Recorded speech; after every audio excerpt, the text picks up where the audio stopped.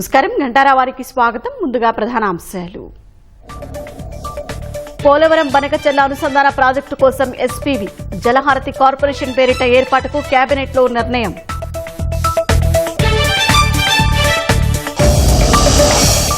స్వర్ణ గ్రామం పేరుతో ఐఏఎస్ను పళ్ల నిద్ర చేయాలన్న సీఎం, గ్రామీణ సమస్యల పరిష్కారానికి కృషి చేయాలని దిశానిర్దేశం.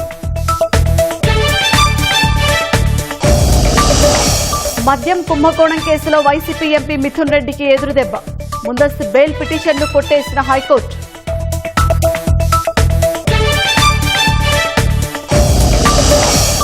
విశాఖ రామనాయుడు స్టూడియోలో నివాస స్థలాలకు భూ కేటాయింపు రద్దు. సుప్రీంకోర్టు తీర్పు మేరకు రెవెన్యూ శాఖ ఉత్తర్వులు.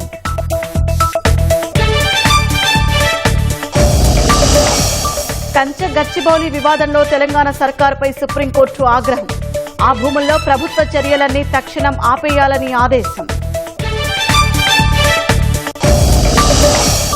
వక్ఫ్ బిల్లుపై రాజ్యసభలో చర్చ. ముస్లింలకు వ్యతిరేకం కాదన్న కేంద్రం, మతపరమైన ఉద్రిక్తతలకు బీజేపీ కుట్ర చేస్తోందన్న కాంగ్రెస్. అమెరికా ప్రతీకార సుంకాలపై మండిపడిన ప్రపంచ దేశాలు. 27% టారిఫ్ ఎదురుదెబ్బ కాదన్న భారత్.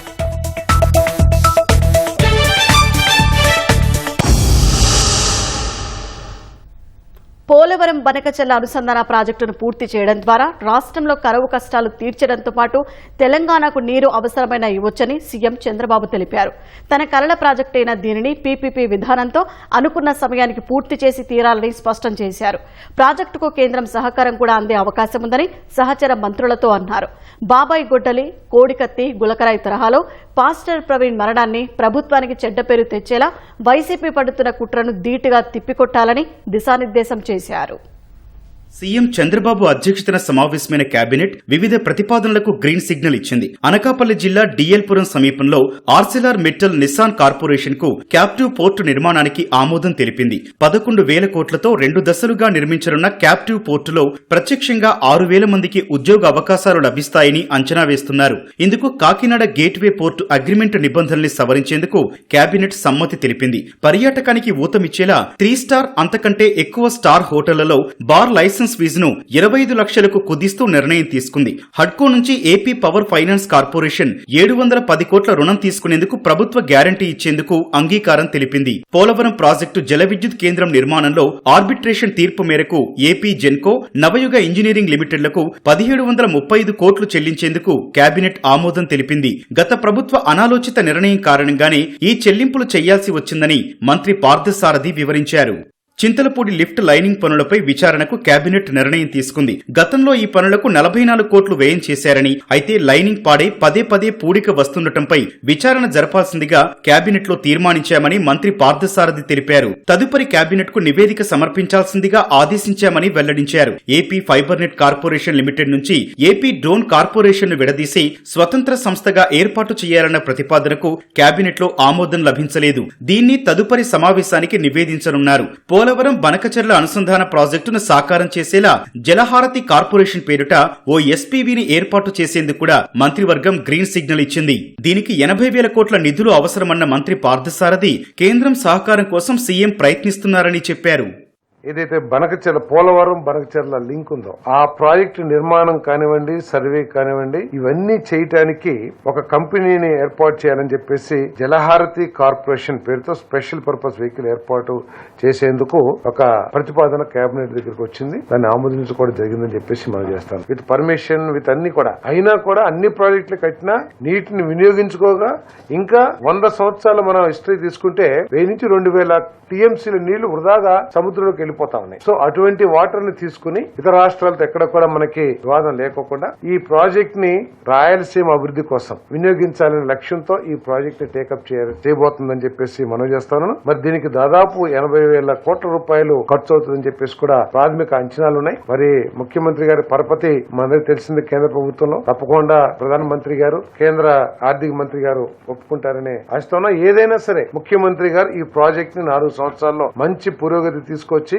రాయలసీమలో మంచి ఫలాలను అందించాలి, ప్రజలకి సాగునీరు, త్రాగునీరు, ఇండస్ట్రియల్ వాటర్ అందించాలనే లక్ష్యంతో ఆయన పనిచేస్తున్నారు. ఎజెండా అంశాలపై చర్చ ముగిశాక ఇతర ప్రాధాన్యాంశాలపై సీఎం సహచర మంత్రులతో చర్చించారు. స్వర్ణ గ్రామం పేరుతో ఐఏఎస్లు పల్లె నిద్ర చేయాలని సీఎం ఆదేశించారు. ఇందులో భాగంగా ఉన్నతాధికారులు 3 రోజులు 2 రాత్రులు పల్లె నిద్ర చేసి గ్రామాల్లో సమస్యల పరిష్కారానికి కృషి చేయాలని దిశానిర్దేశం చేశారు. పాస్టర్ ప్రవీణ్ మృతి అంశంపై ప్రభుత్వానికి చెడ్డ పేరు తెచ్చేలా వైసీపీ వ్యవహరిస్తోందని చంద్రబాబు మండిపడ్డారు. సీసీ కెమెరాల్లో ఒక్కో అంశం బయటికొస్తోందని, ప్రవీణ్ మరణం మిస్టరీ ఛేదనలో సీసీ కెమెరాలు కీలక పాత్ర పోషిస్తున్నాయని వ్యాఖ్యానించారు. అప్రమత్తంగా లేకుండా ఉంటే బాబాయ్ గొడ్డలి, కోడికత్తి, గులకరాయి తరహాలో అన్ని మనపైనే వేస్తారన్నారు. సోషల్ మీడియాలో అసభ్య పోస్టుల నియంత్రణకు కేంద్రం కూడా సీరియస్ గా దృష్టి సారించిందని, తప్పుడు పోస్టులు పెట్టేవారిని ఎట్టి పరిస్థితుల్లోనూ ఉపేక్షించరాదని చంద్రబాబు స్పష్టం చేశారు. అన్నింటిపైనా పూర్తి అప్రమత్తంగా ఉంటూ కుట్రలను సమర్థంగా తిప్పికొడదామని మంత్రులకు పిలుపునిచ్చారు. రిషికొండ ప్యాలెస్ ని వినియోగంలోకి ఎలా తీసుకురావాలి అనే అంశంపైన సీఎం మంత్రులతో చర్చించారు. మంత్రులు, ప్రజాప్రతినిధులు రిషికొండ ప్యాలెస్ ను సందర్శించి అభిప్రాయాలు చెప్పాలన్నారు. గత ప్రభుత్వం ఓ పద్ధతి లేకుండా అవుట్సోర్సింగ్ ఉద్యోగాలను ఆప్కాస్ ద్వారా దుర్వినియోగం చేసిందని మండిపడ్డ సీఎం విచ్చలవిడి నియామకాలతో వ్యవస్థల్ని దుర్వినియోగం చేసిందన్నారు. టీటీడీలోనే 4,000 మంది అవుట్సోర్సింగ్ ఉద్యోగులున్నారని చెప్పారు. అవుట్సోర్సింగ్ ఉద్యోగాలకు సరైన విధి విధానాలు అవసరమన్న సీఎం దీనిపై ఒక మంత్రివర్గ ఉపసంఘం ఏర్పాటు చేసి నియామకాలను సక్రమ పద్ధతికి తీసుకొద్దామని సూచించారు. కేంద్రం నిర్వహిస్తోన్న కర్మయోగి ట్రైనింగ్ ప్రోగ్రాంపై కేబినెట్ లో చర్చించారు. కేంద్రం నుంచి నిధులు వచ్చాక ఎలా వినియోగించాలని చూసే బదులు కేంద్ర పథకాలపై పూర్తి అధ్యయనం చేసి వీలైనన్ని నిధులు ఎట్లా రాబట్టాలో మంత్రులు, కార్యదర్శులు సమన్వయంతో ప్రణాళిక రూపొందించాలని సూచించారు. విశాఖ రామానాయుడు స్టూడియోలో నివాస స్థలాల కోసం కేటాయించిన 15.17 ఎకరాలను రద్దు చేయాలని ప్రభుత్వం నిర్ణయించింది. సినిమా స్టూడియో నిర్మాణం కోసం 34.44 ఎకరాలను గతంలో ప్రభుత్వం కేటాయించింది. అందులో 15.17 ఎకరాలు ఇళ్ల లేఅవుట్ కోసం రామానాయుడు స్టూడియో యాజమాన్యం గత వైసీపీ హయాంలో ప్రభుత్వాన్ని కోరింది. అయితే వైసీపీ హయాంలో జరిగిన భూదందాపై స్థానిక ఎమ్మెల్యే వెలగపూడి పిటిషన్ దాఖలు చేశారు. నిర్దేశిత ప్రయోజనం కోసం కేటాయించిన భూమిని దానికోసమే వాడాలని సుప్రీంకోర్టు తీర్పు ఇచ్చింది. రెవెన్యూ శాఖ ప్రత్యేక ప్రధాన కార్యదర్శి సిసోదియా సుప్రీం తీర్పు మేరకు ఉత్తర్వులు ఇచ్చారు. భూముల రద్దుపై స్టూడియో యాజమాన్యానికి షోకాజ్ నోటీసులు ఇవ్వాలని కలెక్టర్కు ఆదేశించారు. తగిన సమయం ఇచ్చి చర్యలు చేపట్టాలన్నారు. మరోవైపు భూ మార్పిడిని అనుమతించొద్దని జనసేన కార్పొరేటర్ మూర్తి యాదవ్ ప్రభుత్వానికి విజ్ఞప్తి చేశారు.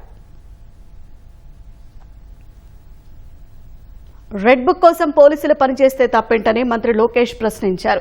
చట్టవిరుద్ధంగా పనిచేసిన వారిని రెడ్ బుక్ లో చేర్చుతామని తాను గతంలో చెప్పినట్లు గుర్తు చేశారు.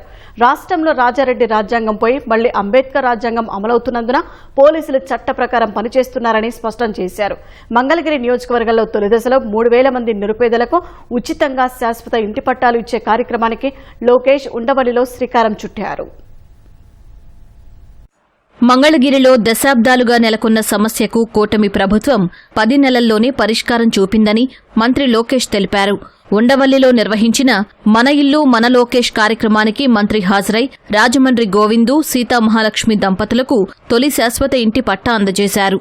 దీంతో గోవిందు కుటుంబం ఆనందంతో పొంగిపోయింది.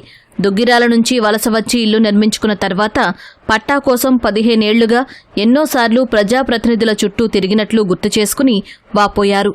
తొలి దశలో 3,000 మంది లబ్ధిదారులకు ఈ నెల 12 వరకు వారి నివాసాలకు వెళ్లి ఇళ్ల పట్టాలు అందజేసేలా ప్రణాళికలు రూపొందించినట్లు లోకేష్ చెప్పారు. 100 పడకల ఆసుపత్రికి త్వరలో శంకుస్థాపన చేస్తామన్నారు. కేంద్ర రాష్ట్ర ప్రభుత్వాల సాయంతో 50కి పైగా పథకాలు మంగళగిరిలో అమలయ్యేలా చర్యలు చేపట్టినట్లు వివరించారు. అన్ని రంగాల్లోనూ మంగళగిరిని అగ్రస్థానంలో నిలబెట్టేందుకు కృషి చేస్తున్నామన్నారు. దశాబ్దాలుగా పట్టాలు కావాలి మాకని ప్రజల కోరిక. కూటమి ప్రభుత్వం వచ్చిన మొదటి 10 నెలల్లో మేము ఇచ్చిన హామీ నిలబెట్టుకున్నాం. అది మాకున్న చిత్తశుద్ధి. ఇక్కడ మంగళగిరి కోసం మొదలైన ప్రక్రియ ఈరోజు ఆంధ్ర రాష్ట్రంలో ఉన్న అందరికీ పనికొచ్చే విధంగా అయింది. సుమారుగా మొదటి విడతలో 8,000 మంది అప్లై చేస్తే దాంట్లో 4,200 మంది ఒక మంగళగిరి నియోజకవర్గంలో అప్లై చేశారు. రేపటి నుంచి సుమారుగా 6 రోజుల పాటు ప్రతి కుటుంబాన్ని నేను కలుస్తున్నా. ఏదైతే నేను హామీ ఇచ్చానో బట్టలు పెట్టి పసుపు కుంకాలతో నేను పట్టా ఇస్తాను, ఆ హామీ నిలబెట్టుకునే ప్రక్రియ రేపటి నుంచి ప్రారంభమవుతుంది. మీరందరూ ఒకసారి ఆలోచిస్తే ఇప్పుడు ఈరోజు ఇచ్చిన పట్టా ప్రభుత్వ విలువ 9 లక్షల రూపాయలు. ఇంకా మార్కెట్ విలువ ఎంతో మీరే అంచనా కట్టచ్చు. దశాబ్దాలుగా ఉన్న కళ, 2.5 దశాబ్దాలుగా ఉన్న కళ ఈరోజు నెరవేర్చే అవకాశం నాకు మంగళగిరి ప్రజలు ఇచ్చారు. రాష్ట్రానికి వచ్చే ప్రాజెక్టులపై అసత్య ప్రచారాలు చేసి అడ్డు తగిలే వైసీపీ నేతలను రెడ్ బుక్లో చేర్చి పని పడతామని మంత్రి లోకేష్ హెచ్చరించారు. రెడ్ బుక్ దెబ్బకు ఇప్పటికే ఒకరికి గుండుపోటొస్తే మరొకరు చెయ్యి విరగ్గొట్టుకున్నారని ఎద్దేవా చేశారు. కుల మత ప్రాంత విద్వేషాలు రెచ్చగొట్టడంలో వైసీపీ నేతలు ఆరితేరారని ధ్వజమెత్తారు. పాస్టర్ ప్రవీణ్ మృతి కేసు దర్యాప్తుపై ఆయన కుటుంబ సభ్యులు విశ్వాసం వ్యక్తం చేస్తున్నా వైసీపీ రాజకీయ లబ్ధి పొందాలని చూస్తోందని మండిపడ్డారు. రెడ్ బుక్ లో ఏముంది? ఎవరైతే చట్టాన్ని ఉల్లంఘించి ప్రజల్ని కార్యకర్తలను ఇబ్బంది పెట్టారో వాళ్ళని వదిలిపెట్టనన్నాను. అంటే వాళ్ళు చట్టాలు ఉల్లంఘించినట్టే కదా. చట్టాలు ఉల్లంఘించిన వాళ్ళపైన యాక్షన్ తీసుకున్నాం. అదే రెడ్ బుక్. యాక్షన్ తీసుకుంటాం, దాంట్లో ఎలాంటి డౌట్ లేదు. ఇది రాజారెడ్డి రాజ్యాంగం కాదండి. గేట్లకి తాళాలు కడతాం, ఏం తప్పు చేయనోడి పైన దొంగ కేసులు పెడతాం. అలా ఎప్పుడు చేయలేదు. మాతో ధీటుగా పోటీ పడలేక కుల మత ప్రాంత విభేదాలు రెచ్చగొట్టి రాజకీయ లబ్ధి పొందాలనేది వైకాపా లక్ష్యం. దాంట్లో మీకు ఎలాంటి సందేహం అవసరం లేదు. పాస్టర్ ప్రవీణ్దే కాదు, ముందు ముందు కూడా ఇలాంటి అనేక డ్రామాలు వాళ్ళు చేస్తారు. ప్రజలందరూ అప్రమత్తంగా ఉండాలి. ఇప్పుడు ప్రభుత్వం ప్రతి ఇష్యూని సీరియస్గా తీసుకుంటుంది, దర్యాప్తు చేస్తుంది. ఒకవేళ ఎవరైనా తప్పు చేస్తే వాళ్ళు వదిలిపెట్టే ప్రసక్తి ఉండదు ఈ ప్రభుత్వంలో. ఎవరైనా ఉన్నాయి, టీడీపీ వాళ్ళు అవ్వచ్చు, వైకాపా వాళ్ళు అవ్వచ్చు, జనసేన వాళ్ళు అవ్వచ్చు, బీజేపీ వాళ్ళు అవ్వచ్చు, ఎవరైనా అవ్వచ్చు. అది చాలా క్లారిటీగా లా అండ్ ఆర్డర్ విషయంలో గౌరవ ముఖ్యమంత్రి గారు చాలా క్లియర్గా ఉంది. మద్యం కుంభకోణం కేసులో వైసీపీ ఎంపీ మిథున్ రెడ్డి దాఖలు చేసిన ముందస్తు బెయిల్ పిటిషన్ను హైకోర్టు కొట్టివేసింది. ఇరు వర్గాల వాదనలు విన్న న్యాయస్థానం ఇటీవల తీర్పును రిజర్వ్ చేసి పిటిషన్ను కొట్టివేస్తూ తాజాగా తీర్పు వెలువరించింది.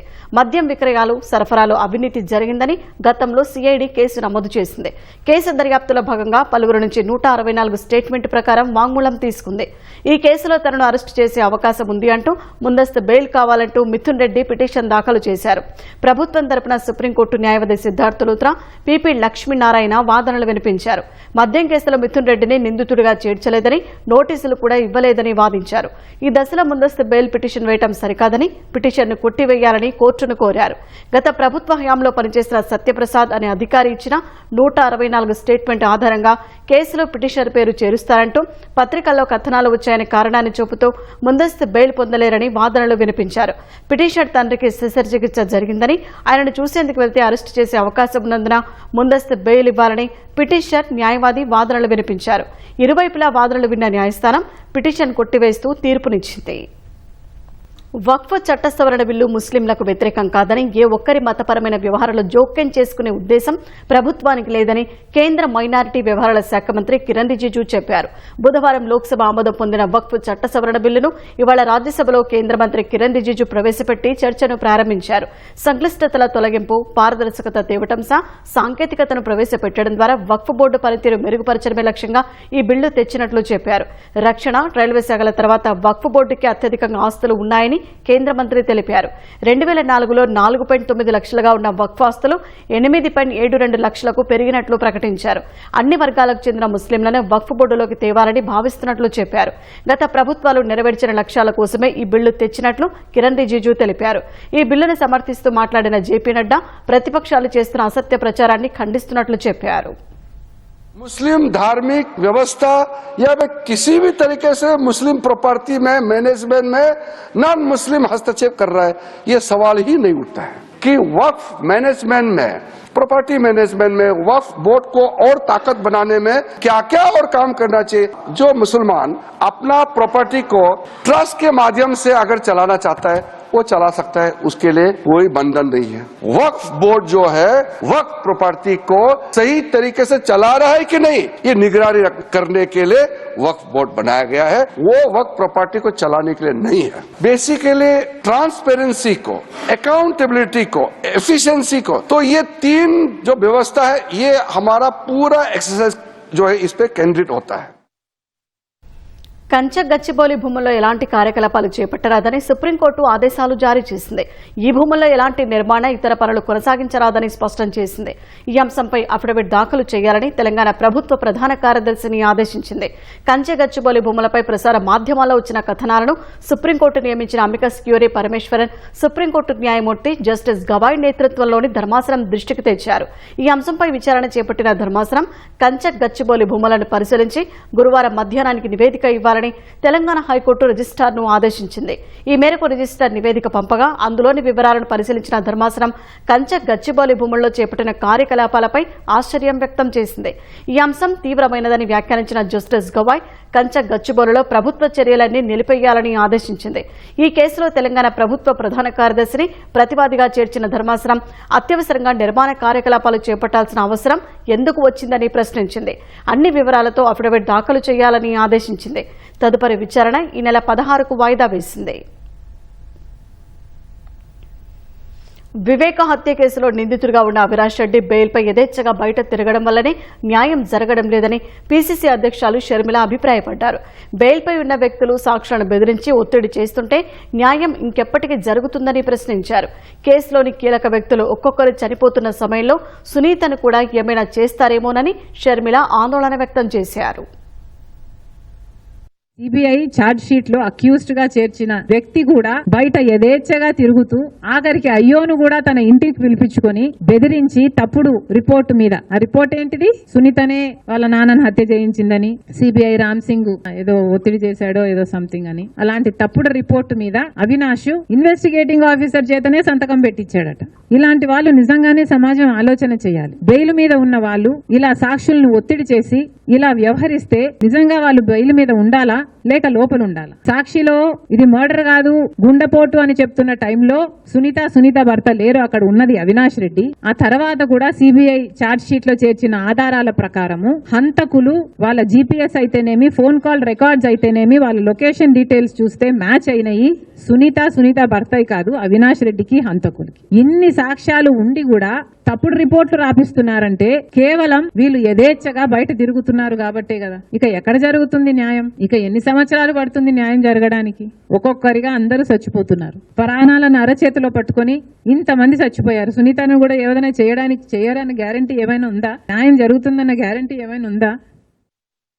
అమెరికా దిగుమతులపై ప్రతీకార సుంకాలు విధిస్తూ ట్రంప్ తెరలేపిన వాణిజ్య యుద్ధంపై ప్రపంచ దేశాలు తీవ్రంగా స్పందించాయి.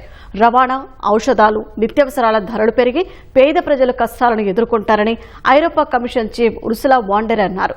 నిజమైన మిత్రుడు ఎవరూ ఇలా చేయరని ఆస్ట్రేలియా ప్రధాని ఆగ్రహం వ్యక్తం చేశారు. సుంకాలపై పోరాటం చేస్తామని బ్రిటన్ ప్రధాని చెప్పగా ధీటుగా బదులిస్తామని చైనా, కెనడా వంటి దేశాలు తేల్చెప్పాయి. వివిధ దేశాలపై అమెరికా అధ్యక్షుడు డొనాల్డ్ ట్రంప్ ప్రతీకార సుంకాలు ప్రకటించడాన్ని ఆయా దేశాలు తప్పుబట్టాయి. ఐరోపా సమాఖ్యపై అమెరికా 20% టారిఫ్ విధించడంపై ఏయూ తీవ్ర ఆగ్రహం వ్యక్తం చేసింది. ప్రపంచ ఆర్థిక రంగానికి ఇది పెద్ద ఎదురుదెబ్బ వంటిదని, ట్రంప్ నిర్ణయం వల్ల ప్రపంచవ్యాప్తంగా లక్షలాది మంది తీవ్రంగా ప్రభావితమవుతారని యూరోపియన్ కమిషన్ అధ్యక్షురాలు ఉర్సులా వాన్ డెర్ లేయన్ ఆందోళన వ్యక్తం చేశారు.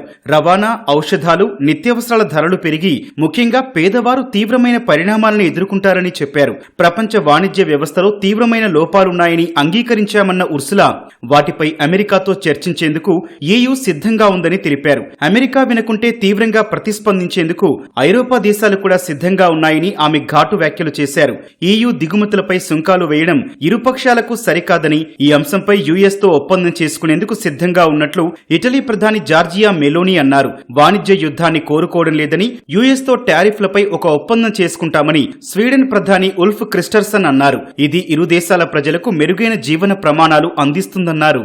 ఆస్ట్రేలియా ఉత్పత్తులపై ట్రంప్ 10% సుంకం ప్రకటించడాన్ని తప్పుబట్టిన ఆస్ట్రేలియా ప్రధాని యాంథోనీ ఆల్బనీస్ నిజమైన స్నేహితుడు ఎవరూ ఇలాంటి పని చెయ్యరని మండిపడ్డారు. తమపై ట్రంప్ సుంకాలను ఊహించామని, అయితే అవి పూర్తిగా అసంబద్ధమని విమర్శించారు. ట్రంప్ చర్యలకు అమెరికా ప్రజలు మూల్యం చెల్లించుకోక తప్పదని ఆల్బనీస్ తెలిపారు. ట్రంప్ సుంకాలపై ప్రతీకార సుంకాలు విధిస్తామని కెనడా ప్రధాని మార్క్ కార్నీ తేల్చి చెప్పారు. అమెరికా అధ్యక్షుడి చర్య లక్షల మంది కెనడియన్లపై ప్రత్యక్షంగా ప్రభావం చూపిస్తోందన్నారు.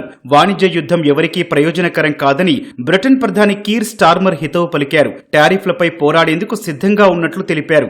జర్మనీ, స్పెయిన్ సహా ఇతర దేశాలు సైతం అమెరికాపై ప్రతీకార సుంకాలు విధిస్తామని ప్రకటించగా ట్రంప్ టారిఫ్లను తట్టుకునేందుకు బ్రెజిల్ ప్రభుత్వం బుధవారం ప్రత్యేకంగా ఒక చట్టాన్ని రూపొందించింది. చైనాపై ట్రంప్ 34% సుంకం ప్రకటించడాన్ని ఆ దేశం తీవ్రంగా ఖండించింది. పరస్పర సుంకాలను వెనక్కి తీసుకోవాలని, లేదంటే ప్రపంచ ఆర్థికాభివృద్ధికి ముప్పు తప్పదని బీజింగ్ వాణిజ్య శాఖ హెచ్చరించింది. ట్రంప్ ప్రకటన ఏకపక్షంగా ఉందన్న డ్రాగన్ ఇవి అంతర్జాతీయ వాణిజ్య నిబంధనలకు అనుగుణంగా లేదంది. వాణిజ్య విభేదాలను చర్చలతో పరిష్కరించుకోవాలని, వాణిజ్య యుద్ధంలో విజేతలు ఉండరని పేర్కొంది. తమ సొంత ప్రయోజనాలను కాపాడుకునేందుకు దృఢంగా ప్రతిస్పందిస్తామని స్పష్టం చేసింది. అమెరికా అధిక సుంకాలతో తమ దేశానికి ఎక్కువ నష్టం జరగకుండా అన్ని చర్యలు తీసుకుంటామని దక్షిణ కొరియా ప్రధాని డక్ సూల్ అన్నారు. అమెరికాపై ప్రతీకార సుంకాలు విధించాలని అనుకోవడం లేదని న్యూజిలాండ్ తెలిపింది. ప్రపంచవ్యాప్తంగా ఫ్రీ ట్రేడ్ పాలసీల్ని ప్రకటించిన నవ ఉదారవాదం చచ్చిపోయిందని కొలంబియా అధ్యక్షుడు గుస్తావో పెట్రో వ్యాఖ్యానించారు. భారత్పై ట్రంప్ ప్రకటించిన 27% సుంకాలు ఏమాత్రం ఎదురుదెబ్బ కాదని కేంద్ర వాణిజ్య శాఖ అధికారులు స్పష్టం చేశారు. అమెరికా ఆందోళనలను పరిష్కరిస్తే సుంకాల తగ్గింపును ట్రంప్ యంత్రాంగం పరిశీలించే నిబంధన ఉందని గుర్తు చేశారు. ట్రంప్ సుంకాలు భారత్కు మిశ్రమ ఫలితమే తప్ప ఎదురుదెబ్బ కాదన్నారు. ఈ టారిఫ్ల ప్రభావం భారత్పై ఎంత ఉండొచ్చనే అంశాన్ని వాణిజ్య శాఖ విశ్లేషిస్తోందని చెప్పారు. ట్రంప్ విధించిన టారిఫ్లో 10% ఏప్రిల్ 5 నుంచి, మిగతా 17% ఏప్రిల్ 10 నుంచి అమల్లోకి రానున్నట్లు పేర్కొన్నారు. ఇప్పటికే అమెరికాతో ద్వైపాక్షిక వాణిజ్య ఒప్పందంపై భారత్ చర్చలు జరుపుతోందని, ఈ ఏడాది సెప్టెంబర్, అక్టోబర్ నాటికి మొదటి దశ ఒప్పందాన్ని ఖరారు చేయాలని ఇరు దేశాలు లక్ష్యంగా పెట్టుకున్నట్లు వెల్లడించారు. అటు ట్రంప్ ప్రకటించిన ప్రతీకార సుంకాల నుంచి కొన్ని రంగాలకు మినహాయింపు లభించింది. ఖనిజాలు, బొగ్గు, చమురు, పెట్రోలియం ఉత్పత్తులు, రసాయనాలు, ఔషధ ఉత్పత్తులకు మినహాయింపు దక్కింది. ఎరువులు, ప్లాస్టిక్, పాలిమర్ వస్తువులు, పుస్తకాలు, ప్రింటింగ్ వస్తువులు, లోహాలు, సెమీకండక్టర్ల వంటివి కూడా ట్రంప్ సుంకాల వేటు నుంచి తప్పించుకోవడం భారత్కు ఊరటేనని వాణిజ్య శాఖ వర్గాలు తెలిపాయి. ప్రజాధనం దుర్వినియోగం కేసులో గుంటూరులోని ప్రాంతీయ ఏసీబీ కార్యాలయంలో ఐఎన్పీఆర్ మాజీ కమిషనర్ తుమ్మా విజయ్ కుమార్ రెడ్డిని రెండో రోజు అధికారులు ప్రశ్నిస్తున్నారు. బుధవారం దాదాపు 8 గంటలకు పైగా ఏసీబీ అధికారులు విజయ్ కుమార్ రెడ్డిని విచారించారు. వైసీపీ ప్రభుత్వంలో సాక్షి పత్రిక, టీవీతో పాటు మరికొన్ని మీడియా ఛానళ్లకు 100 కోట్ల రూపాయల ప్రకటనలు నిబంధనలకు విరుద్ధంగా ఇవ్వడంపై ప్రశ్నించారు. 2019-24 మధ్య సాక్షి, ఇతర మీడియా సంస్థలకు నిబంధనలకు 859 కోట్ల రూపాయలు ప్రకటనల రూపంలో ఇచ్చి ప్రజాధనం దుర్వినియోగం చేసినట్లు విజిలెన్స్ నివేదిక ఇచ్చింది. దీని ఆధారంగా గతంలోనే విచారణకు హాజరు కావాలని ఏసీబీ నోటీసులు ఇవ్వగా విజయ్ కుమార్ రెడ్డి హాజరు కాలేదు. రెండోసారి ఏసీబీ మళ్లీ నోటీసులు ఇవ్వడంతో పాటు హైకోర్టు సైతం విచారణకు హాజరు కావాలని ఆదేశించడంతో బుధవారం ఏసీబీ విచారణకు విజయ్ కుమార్ రెడ్డి హాజరయ్యారు. విశాఖ మధురవాడలోని స్వయం కృషినగర్లో ప్రేమనుమాది దాడిలో తీవ్రంగా గాయపడిన యువతి ఆరోగ్య పరిస్థితి నిలకడగా ఉంది. విశాఖ మెడికవర్ ఆసుపత్రిలో ప్రత్యేక వైద్యుల పర్యవేక్షణలో బాధితురాలు దీపికకు చికిత్స అందిస్తున్నారు. హోంమంత్రి వంగలపూడి అనిత నిరంతరం పర్యవేక్షణ చేస్తున్నారు. బుధవారం దీపిక యువతి తల్లిపై ప్రేమోన్మాది నవీన్ కత్తితో దాడి చేసిన ఘటనలో యువతి తల్లి లక్ష్మి అక్కడికక్కడే మృతి చెందింది. తీవ్ర గాయాలైన దీపిక ఆసుపత్రిలో చికిత్స పొందుతున్నారు. పెళ్లికి కొంత సమయం కావాలని కోరడం వల్లే దాడి చేసినట్లు నిందితుడు తన వాంగ్మూలంలో తెలిపినట్లు పోలీసు వర్గాలు తెలిపాయి.